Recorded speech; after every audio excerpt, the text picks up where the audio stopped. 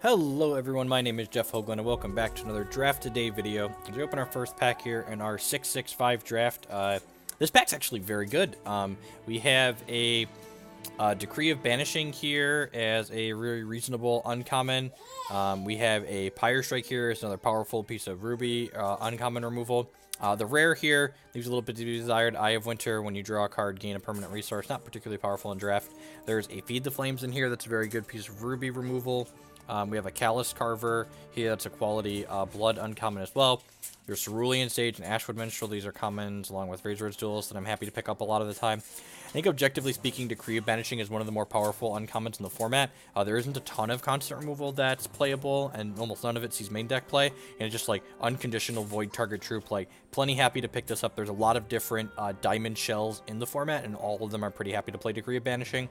The nice thing about taking Decree here is that the highest quality diamond card we're passing is Rage Duelist, which while playable isn't super powerful. If we were to take like Pyre Strike, for instance, Feed the Flames is one of the better pieces of common Ruby removal, so we're passing a good card in the shard that we're taking a card from. So things like that are a good way to keep in mind and like make close picks, you know, which way you lean on them. So that way you can kind of hope to have your next pack be a little bit more open. Or your shard you're working in be a little more open in your following pack. So out of this pack, we have two different choices that immediately jump out at me here. We have a Diamond's Favor here, which says either each opposing champion sacrifices a constant. This is one of the ways to interact with constants in this format. Troops choose a +3 defense this turn, or destroy a random opposing troop with 5 defense or more. I think that's probably going to be our pick. Not only is it another uncommon, but it also keeps us just in Diamond. The second, a close pick for me, is Feed the Flames, just because this is a pretty good piece of quality Ruby removal, like I mentioned in the last pack, but the fact that we're in Decree of Banishing here, I think dictates that we take the Diamond's Favor. If we would have taken the Pyre Strike out of the last pack, Feed the Flames would be the pick, but Diamond's Favor is definitely the card that we are looking for so far. Having our own main deck way to interact with constants out of like Bloodspinner Zorath, for instance, or other things like that are pretty valuable.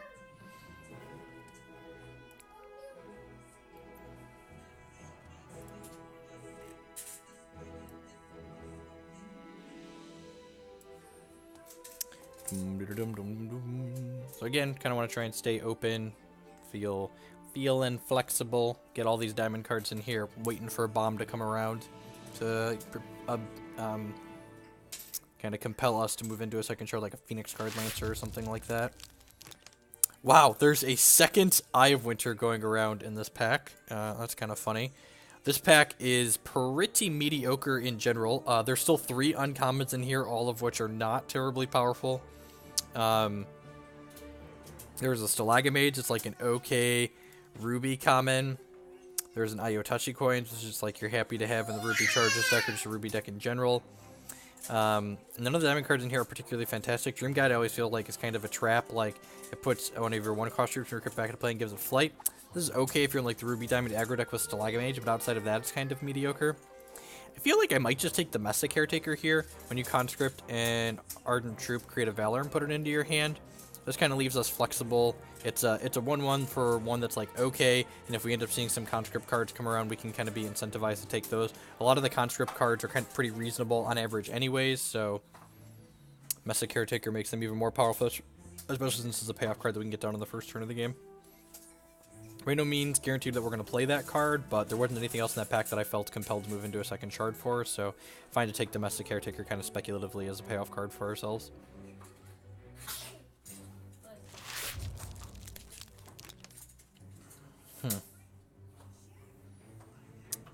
This pack has not 1, but 2 pretty reasonable Sapphire cards in it. Webborn Apostate is a 2/1 for 2 that says each opposing champion loses a charge when you play this out. And Vigilant Duskwing is just like kind of a bomb at the top end. It's a 3/5 for 5 with flight that says ready this at the start of each opposing champion's turn. There must have been a lot of good common removal in this pack because 3 cards have been taken out of it and only the rare and a common are gone. The other uncommons are fine. Like Lasgard Bloodletter is a really powerful card, but it's kind of strict in where you're able to play it at. I think I'm going to go ahead and grab the Webborn Apostate here and start moving towards possibly the Sapphire Diamond Ada deck. We haven't played that for a little while. This is also one of the better cards in the Ada deck. Like, getting to your champ power on turn 4 is pretty powerful. If we end up moving towards the Ada deck, we're likely not going to use this Mesa Caretaker, but that's also not the end of the world.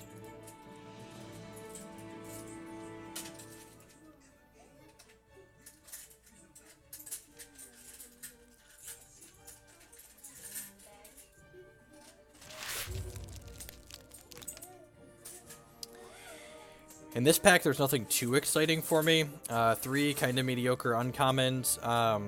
Wakuna Lookout's occasionally playable. We're definitely not in a Dreadling deck at this current point in time. The Reversion is like playable, and if I end up in the Ada deck, I usually like having a Reversion in my main deck, just like a playable combat trick that's fairly cost effective. None of these other cards compel me to move into a second shard, so I'm just gonna go ahead and grab the Reversion here. I feel like we haven't been seeing a lot of good diamond cards in the last couple of packs, but we also just haven't been seeing good cards in general. They've been fairly weak packs.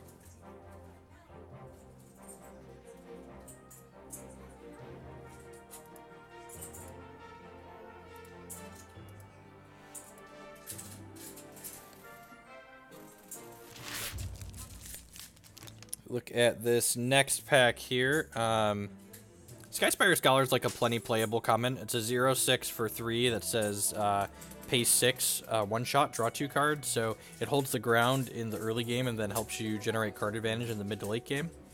So yeah, I think that's definitely the pickup here. Battle Scrivener's an on-threshold card, but it's not particularly impressive. Nothing else in these other shards that make me feel compelled to like try to move into them as opposed to one of the 2 shards I'm already in.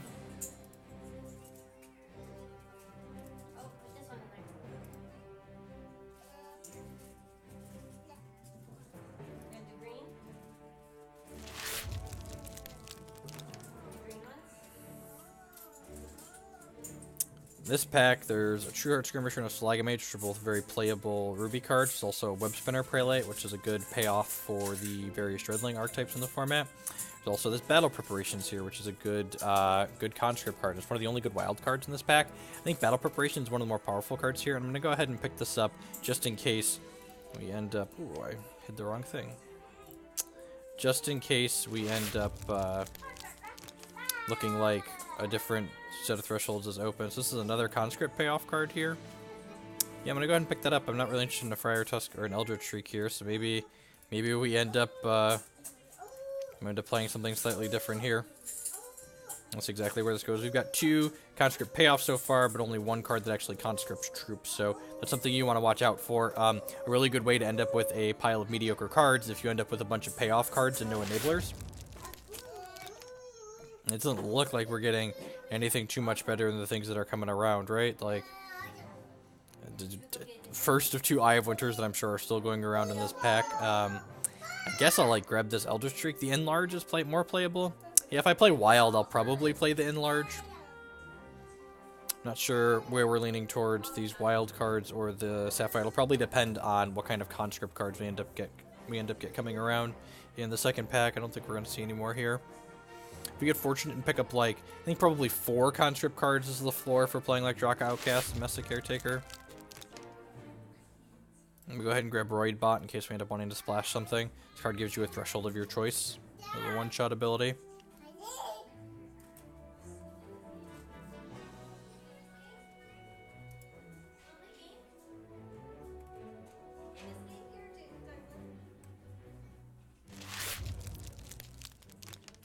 Iotachi coin still in here.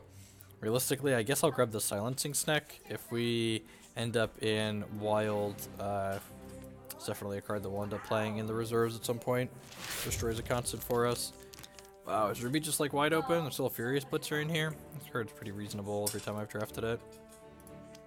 That being said, there's an Ardent Courage here. I'm gonna grab the Ardent Courage. If we end up in the conscript deck, like, the Mesa Caretaker cares about things being ardent, so... Interlude and an Archer in that pack. I feel like we can't afford to move into Ruby at this point. We're kind of spread out all over the place here. If I end up just in Diamond Wild, I've got 8 playables here, so I guess we're not too far off where we need to be, but remember, the Mesa Caretaker and the Draka Outcast are only playable if we end up with like 3 more conscript cards in this next pack, and we're probably going to be fighting with other people for those, so we'll see if that ends up happening. Going to need to prioritize those fairly highly.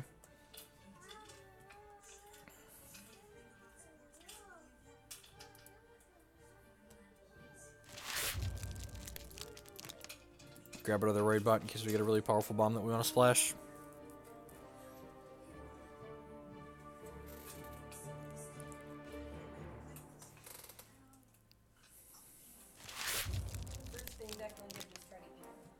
Of course. Alright, show me some bombs. Show me some bombs.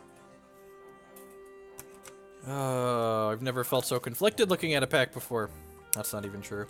So there's no conscript cards in here that are particularly exciting. Chimera Bot is kind of playable.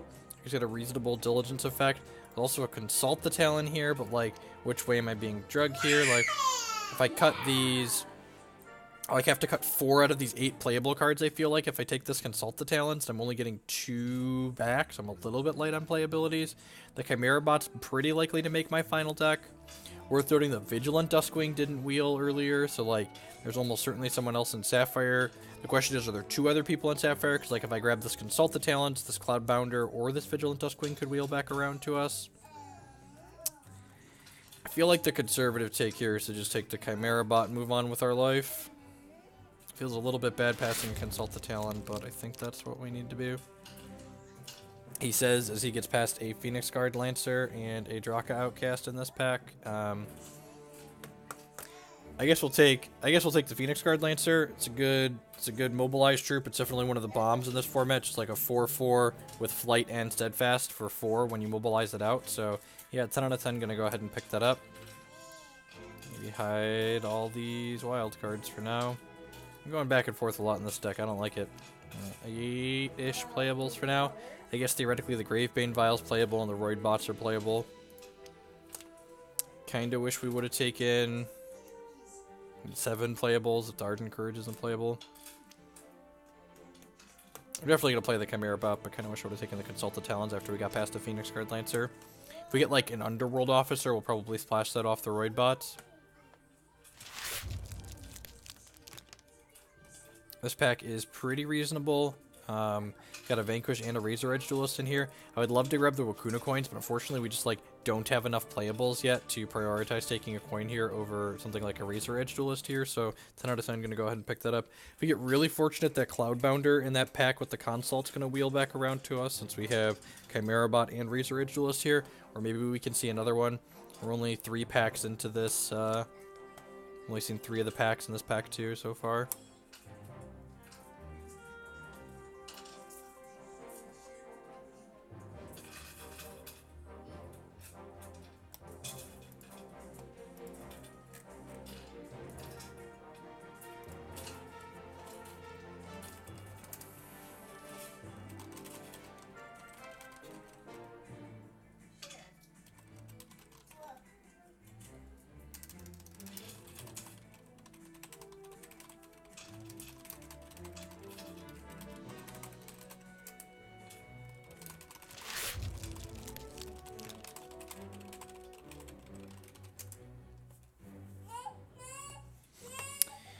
This pack doesn't have anything too terribly exciting in it. I'm glad we didn't end up trying to force the conscripts. The conscript cards are just not coming around here.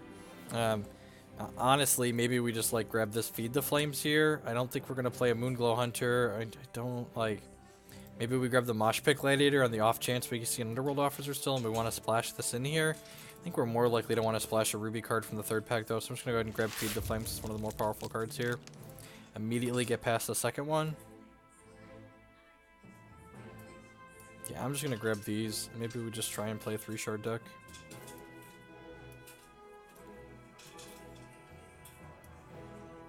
Magically up to 13 cards that are mostly playable. Having more removal in the Ada style Flyers deck is never a bad thing. I've been like moderately successful with 3-shard decks in this format.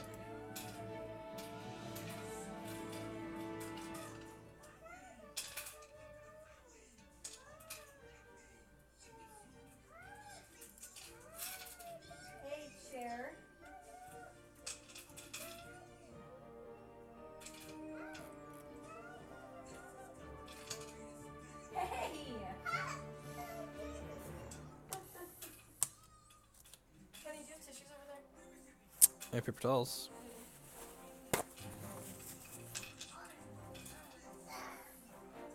Declan's a snot monster.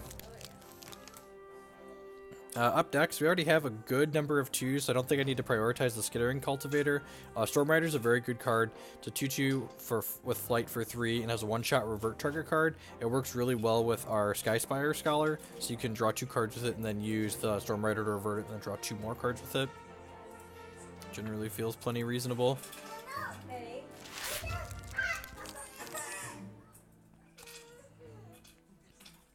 Nothing super exciting in this pack for us. Royal Halberd is a card that I'm never really going to play.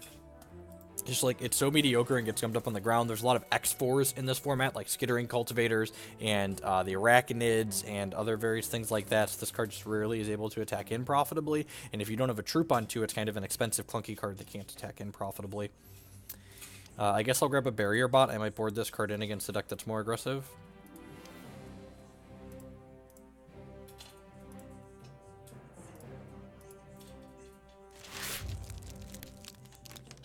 This pack doesn't have anything super exciting in it. I guess we could grab this Flame Guard since we're technically going to splash Ruby, I guess.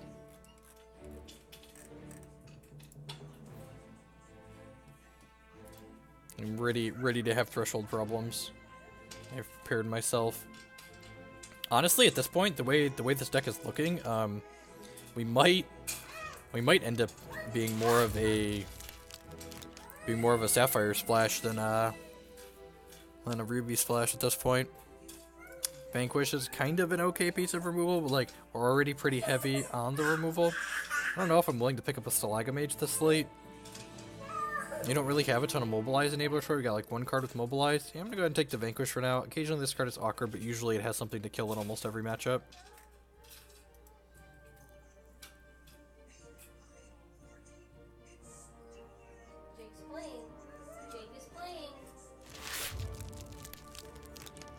And now Yotachi coins here. Yep, 10 out of 10. Just gonna go ahead and pick that up.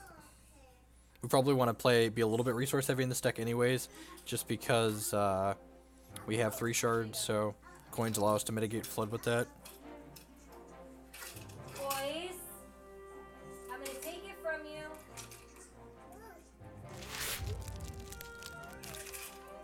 Nothing super exciting in this pack. I guess I'll grab a Scraptooth Gnasher on the off chance we get a bunch of Brute Crown Bashers in pack 3. You're done. All done.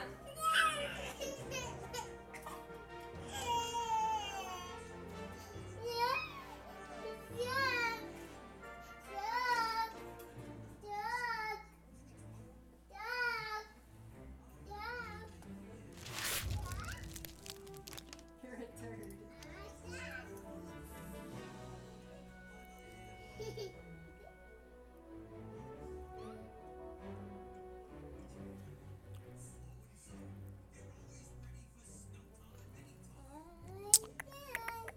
Kind of at the dredge end of the pack here, waiting for the last 2 cards to come around so we can actually flush things out in the last pack.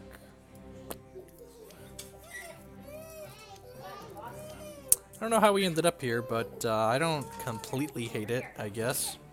No, you can play with it right here. On the Sapphire Splash Life. No, stay right here. Hey! Hey! Do not do that! I don't hate Ashwood Minstrel. Definitely played worse cards. If we have a particularly strong 3rd pack, we might be able to trim most of the Sapphire out of the deck altogether. Depends on how many other people end up in Ruby. There are other Feed the Flames and stuff that didn't come back around along with that Pyre Strike in the 1st pack, so would love me some Lava Shapers, always my favorite Ruby card. Amalith is a card that's like, your troops have speed, it's just like expensive and clunky. I don't think it's something we're interested in. Helltop Monastery is kind of a game-ending card. It can allow you to exhaust your troops and then give you Valor, so it's a Diligence enabler. Kind of, I think this is the pick here. It works well with our Chimera Bot and our Flame Guard. And I wish we would have picked up a Stalagamage or 2, but you can't know that you're going to get an Outpost in your 3rd pack.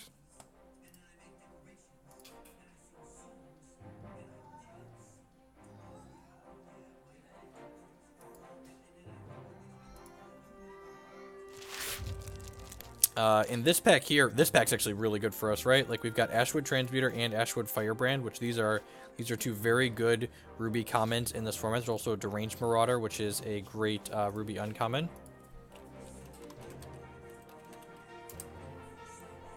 I think we're a little bit heavy on 2s right now, and I think Ashwood Transmuter is the more powerful effect overall. I've got 1, 2, 3, 4. I guess I only have 4 2-drops. When you were talking about set 5 and you had to pick the best Ruby common in the set, it was always between one of these 2 cards, and I think that contextually it depended on your deck. I think the fact that we have the Storm Rider here actually makes Ashwood Transmuter get the nod a little bit, because Storm Rider can revert our Ashwood Transmuter and let it generate another thing. Here's a War Party Guide. How many Ardent Troops do we have? 1, 2, 3, 4, 5, 6. That's probably not enough for War Party Guide to be reasonable. I actually think I would rather grab the Ashwood Firebrand here. This pack's pretty good for us overall, too. There's a Cremate in here and a War Party Guide that we wouldn't mind.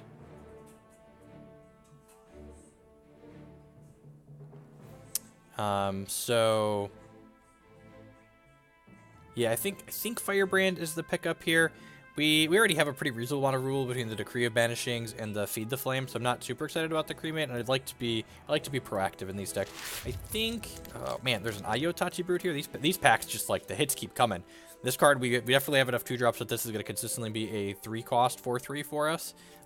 That being said, Deranged Marauder has a little bit more upside. Whenever a troop control attacks, it either gets -1 cost, +1 power, or +1 defense. And you can put the Swift Strike gem in here. So, like, worst case, this comes off the top in the mid to late game as a 3/3 with Swift Strike. I'm going to go ahead and grab the Deranged Marauder here. It's just like an extra bomb. I'm going to hide the Webborn Apostate and the Sky Spire Scholar for now. And may or may not leave these Roidbots in. I think I want to try and be greedy and splash the Phoenix Guard Lancer, but unsure. Let's see how the rest of the pack shakes out here. Right now, this is like 19 playable, 17 if we cut the Roidbot, so we'll see how the rest of this pack ends up for us. This pick choice definitely between a Cremate and a Lamify. I think the fact that we have a more aggressive slant makes the Cremate more powerful for us, because that means it's a little bit of reach, which is nice. I'm going to hide one Roidbot for now. As it goes. One of the things that's nice about trying to splash the Phoenix Guard Lancer into this shell is that we actually don't have any double Ruby cards or double Diamond cards currently. We've got another Ashwood Transmuter. Sign me up. This is also a card that can encourage us to play slightly more resources, since this can discard a resource in the mid to late game, which is nice.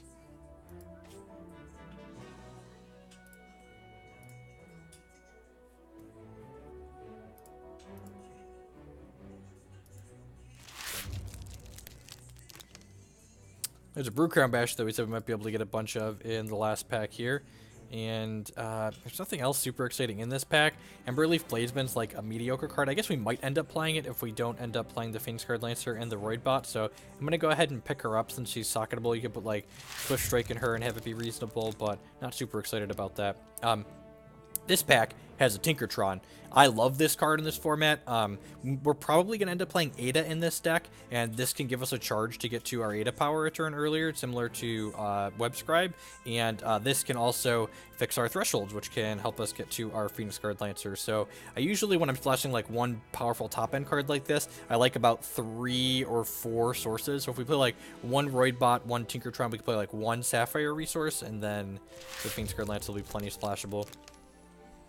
I don't think Cloudbrenner is particularly worth splashing another card, and Warband Ruffian is one of my favorite Ruby commons right after Ashwood Transmuter and Ashwood Firebrand in this format. Just a 2/3 with Rage 2 for 4, just like really powerful kind of game-ending threat all on its own. Cleansing Touch is okay for the same reasons that like Reversion's okay. I'm going to go ahead and grab this because we'll definitely board into a second copy of this effect against like Grandfather Elk or Marzul, and especially against opposing Sapphire decks that have things like Shackling Strands in them.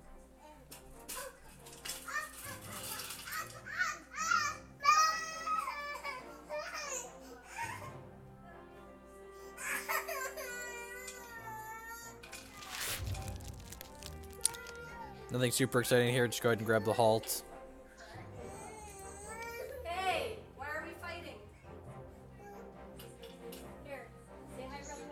So at this point, we have 22 playables with this and the 2 Ashwood Transmuter, and the fact that we're going to play Ada, we definitely want to be on 18 resources in this deck. So anything we pick up at this point that we're thinking about playing needs to be an upgrade for something else that we already have.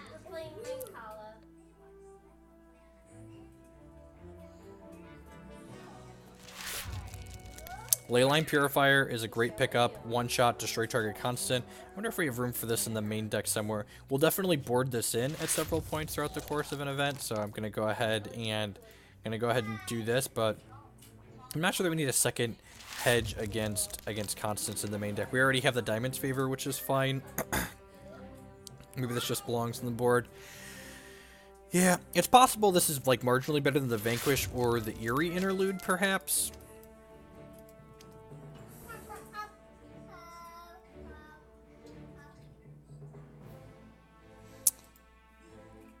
Could be better than the Minstrel, but our curve does kind of go a little bit high, so I like the acceleration that the Minstrel provides.